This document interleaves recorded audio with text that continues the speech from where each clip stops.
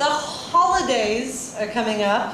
I don't know what you guys do. How many of you go home for the holidays? Home for the holidays. I go home for the holidays. I go back to California, and as I said, I don't know how you all do, but as soon as I step off the plane in San Jose, it's like, shh, I regress about 8 years. Yeah.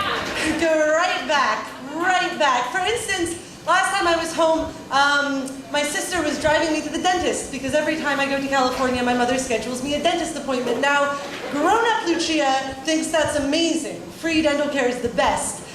But regressed Lucia is not super into it. And so we're driving to the dentist's office, and I'm singing my, like, fuck the dentist, I hate the dentist song. And my sister turns to me, and she's like, Lucia, do you ever think that just whining about everything makes your problems worse? And immediately, regressed Lucia snaps back and goes, well, do you ever think asking rhetorical questions like that makes you sound like a self-righteous pain in the ass? I didn't want to say that shit. I love my sister, but whenever I'm home, it's like, you know, 23-year-old me is over here being like, I disagree with your tactics, and 15-year-old me is like, fuck you, I do what I want. And so I thought it was time to take a direct approach to this, and I wrote a letter. Dear 15-year-old self, I appreciate that you're trying to help. Really, I do. But listen here, you arrogant little turd. I work hard to maintain a peaceful relationship with this world, one which involves this thing called a filter. I've installed it in this spot between my brain and my mouth. Its job is to turn those lightning-quick, smart-aleck retorts of yours into statements of Geneva-worthy diplomacy. But you shoot first and ask smart-alecky questions later, so please stop trying to help me win arguments. You overpower me at the most fulcrum moments. First meetings with potential therapists, stressy family Christmas parties, where margaritas have a ring of tents around the rim instead of salt, and the tomatillo soup is as tepid and tangy as your comebacks, and I am reminded that I should not let you drink. Believe me, I do understand why you're such a dick. I remember how cornered you felt in that California freeway city, ostentatiously reading One Flew Over the Cuckoo's Nest in waiting rooms to prove that you were smarter than those with the power. Tucking grenades into your fist of hair so you could pull the pins and let a defensive shield of sarcasm blaze down your back. I remember why you always had to let people know you were onto them before they saw how sad you were, how scared. I understand how that secrecy and shame can lash, how not fitting makes you think you know everything, as if the tinder-tangled fiber of trouble throws sparks that let you see around corners. I do get it.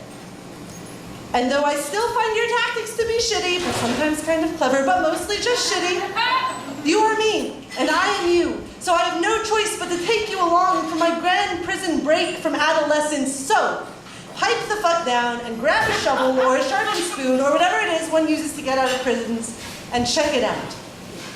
On the other side, we will find ambitions where once there was just abscess. Ability where there was abyss. We will genuinely desire joy. Even when we cannot feel it, we will pound with awkward hope. On the other side, we will live with people who are not our immediate family and therefore not obliged to love us, and we will get nicer as a result. We will beat all the boys at all the bar games and then go home to the company of a sweet cat who only occasionally gets all conjugal with the sheepskin.